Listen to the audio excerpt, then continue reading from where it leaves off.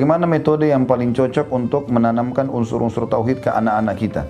Memang dari kecil Bapak Ibu sekalian tanamkan tauhid itu. Jadi selalu bilang begini, nak jangan Allah larang, nak lakukan karena Allah suruh. Jangan Bapak Ibu bilang ini ayah atau ibu suruh, jangan kita. Allah, saya tanamkan sama anak-anak saya begitu selalu. Nah ingat ya, Allah larang. Saya kebetulan dipanggil Abati, saya suruh panggil anak saya Abati itu seperti Nabi Ismail panggil ayahnya Ibrahim. Abati itu ayahku sayang gitu ya. Saya bilang Abati Abati bukan siapa-siapa, cuman ayah, pengingat. Kalian harus tahu ada Tuhan Allah. Satu waktu Abati bisa meninggal, kalian harus tahu ada Tuhan kalian Allah. Dari kecil, dari umur berapa, 3 tahun, 4 tahun sudah mulai bisa ngomong, saya selalu tanamkan itu. Jadi kadang-kadang saya perhatikan kalau saya lagi tidak sama anak-anak, yang kakak bicara sama adiknya, gak boleh loh, Allah marah.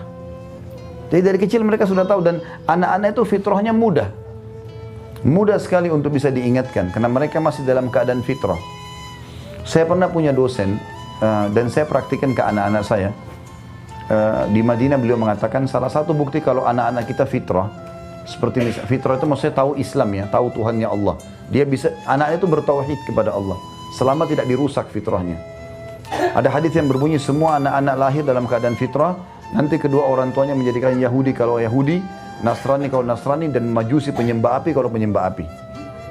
Kata beliau, coba lihat kalau anak-anak yang belum rusak fitrahnya masih 3 tahun, 4 tahun, tanya dia, di mana Allah? Kalimat itu, kalau dia belum mengerti, jelasin lagi. Di mana Allah? Anak-anak saya semua saya praktikin.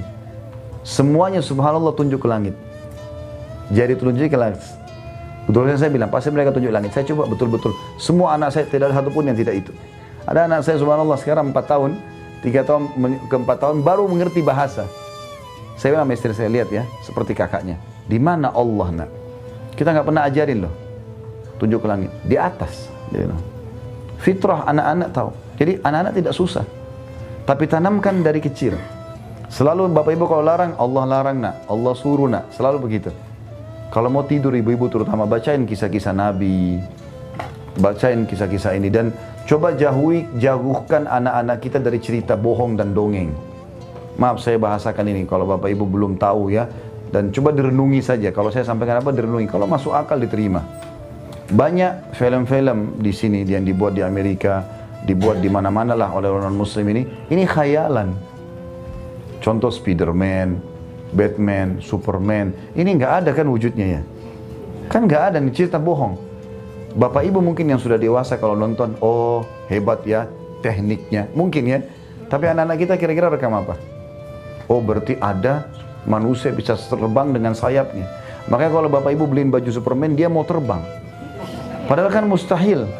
Kadang-kadang kita pikir lucu ya, bukan masalah lucu, ada penanaman akidah yang salah di situ. Salahnya apa? Dia pikir akan ada manusia seperti itu. Waktu diliris film Spiderman, saya baca datanya, ada banyak anak-anak yang meninggal di Amerika ini. Karena mereka waktu lihat itu, mereka pikir betul bisa keluar jaring dari tangannya. Loncatlah mereka dari jendela-jendela rumah. Tapi tentu tidak semua diekspos ya. Artinya ada itu terjadi. Nah ini cerita-cerita yang sebenarnya bisa membuat anak-anak kita jadi mengkhayal ya. Bagaimana Superman bisa membola-balikan waktu, bisa terbang, bisa segala macam. Ini jadi masalah. Sama juga dengan kartun-kartun yang ada ya. Seperti kalau Bapak Ibu mau anak-anak yang tidak suka berantem, memang harus dihindari dari Tom and Jerry. Karena dari awal diputar sampai akhir apa isinya? Ketuk kepala, tendang, kena listrik, nggak mati-mati. Ya. Kalau Bapak Ibu dudukin anaknya, nontonin 10 menit saja. Habis itu matiin. Lihat sebentar bagaimana prakteknya. Pukul-pukulan itu. Apa pendidikan yang kita kasih? Sekarang saya berbagi tentang anak saya.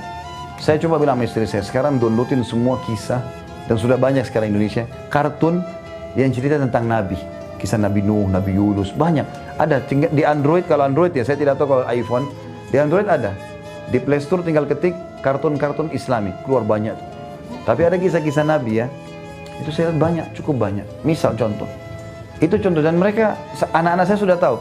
Kalaupun saya datang, ya ayo sini Abati mau cerita nih. Oh iya, cerita Nabi, langsung ngomong gitu. Anak 3 tahun, 4 tahun nih, cerita Nabi. Nabi apa anak maunya? Nabi Adam. Baik, saya ceritain, duduk. Sambil mereka juga, ya ini Nabi Adam, ini ada kartunnya, nah ini contohnya ceritanya. Jadi mereka ke situ larinya. Anak saya juga yang perempuan, Bapak Ibu sekalian, saya biasakan pakai jilbab dari kecil. Dari kecil saya bilang istri saya, mungkin pakai topi lucu, pakai jilbab juga lucu kok. Artinya kalau cuma sekedar lucunya ya, ada pendidikan penting. Anak-anak saya dari kecil sudah pakai jilbab. Mereka besar tidak mau buka jilbab. Umurnya masih baru 4-5 tahun, nggak mau pakai, nggak mau, kalau mau keluar, nggak mau keluar kalau nggak pakai jilbab. Ada anak saya satu dulu pernah, subhanallah, hampir semua begitu ya. Tapi salah satunya pernah umurnya kelas 2 SD, 8 tahun. Belum balik kan gitu.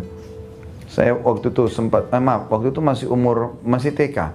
Umurnya masih 5 tahun. Kemudian saya biasakan bilang, keluar pakai jilbab, nah Allah suruh ya, bukan karena abadi. Selalu Allah suruh, Allah suruh. Baik, satu waktu saya jemput pulang pengajian, saya taruh parkir mobil, saya ganti ke motor karena mau pergi ke minimarket dekat rumah. Ayo nak, kakaknya sudah keluar pakai jilbab. Adiknya nggak keluar-keluar. Ayo nak, keluar nak. Mana? Namanya kebetulan Suad ini. Saya panggil Suad. Ayo nak, keluar. Dia nggak keluar. Saya bilang sama kakaknya, sebentar ya. Saya turun masuk ke dalam. Anak ini rupanya ada di sebelah pintu rumah, pintu masuk rumah, lagi duduk ngecilin badannya gitu. Saya tanya, kenapa nak?